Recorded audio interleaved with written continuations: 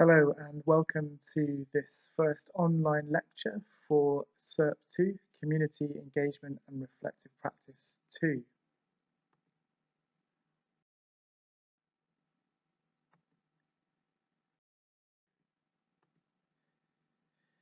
This is the second of 3 modules in Community Engagement and Reflective Practice.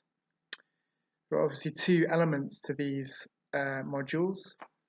The first is community engagement, how you engage with and participate in the communities to which you belong, church communities, and the communities in which your churches find themselves as missionaries and as evangelists.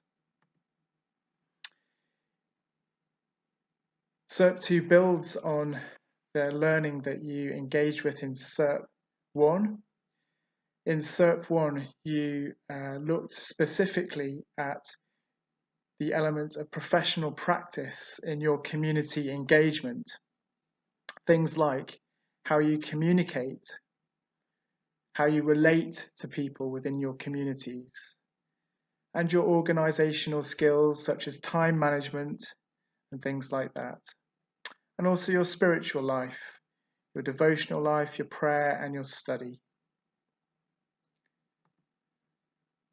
CERP2 has a slightly different focus in terms of your engagement with your communities, your churches and their communities. We'll be looking specifically at how you work in team, so teamwork. Some of the things that we'll look at are how teams are formed, and also the roles that sometimes play an important part within teams, and more specifically, what roles you find yourself playing when you are involved in teams. And obviously CERP2 will lead on to the final module, CERP3, and there should be a progression from each of these modules, developing the learning of the previous one and leading towards the learning of the subsequent one. CERP3 will begin to look at leadership styles and biblical models of leadership, and also start to think about your own way of leadership.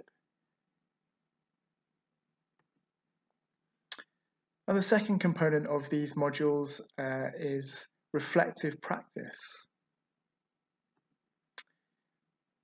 In CERP1, you will specifically have looked at critical reflection. In CERP2 and 3,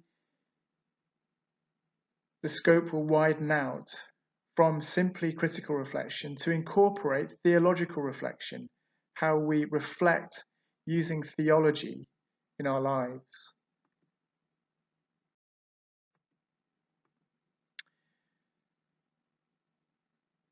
Just to begin with a slight recap on CERP1, the module that you will have already done. In CERP1, you would have started to reflect critically on practice. And that simply means reflecting or thinking about what we do, thinking about the things that we are involved in our practice, with a view to making us reflective practitioners. You will have looked at critical incidents, and by that we simply mean a particular event or occurrence about which you can reflect, something that you observed or were involved in.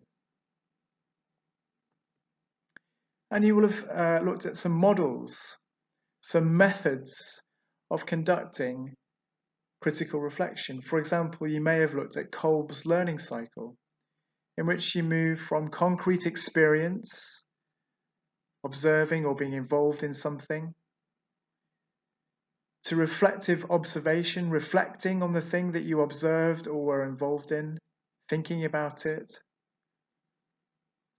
Moving on again to abstract conceptualization, where you begin to draw conclusions from your experience and your observation and be able to articulate some of the conclusions that you've drawn. And finally, moving on to active experimentation, where you put into practice and try out some of the things that you have learned in the process of the cycle. In CERP2, we continue with critical reflection as part of our reflection, but we start to introduce theological reflection.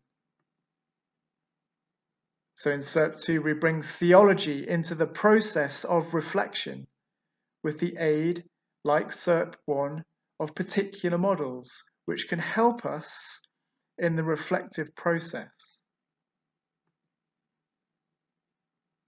Unlike pure critical reflection, in theological reflection, some of the sources which inform our theological reflection include things like scripture, church tradition, prayer, liturgy, worship, and so on.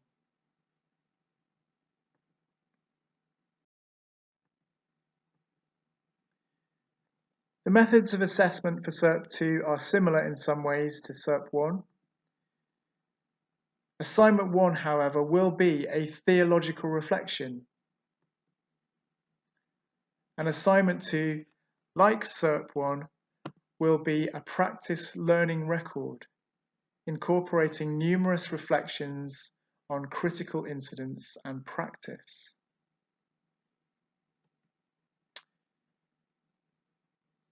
Your reading. The main text which I'd like to recommend for the purposes of this module is Thompson's SCM Study Guide to Theological Reflection, which contains a number of helpful methods and models and insights into how we conduct theological reflection.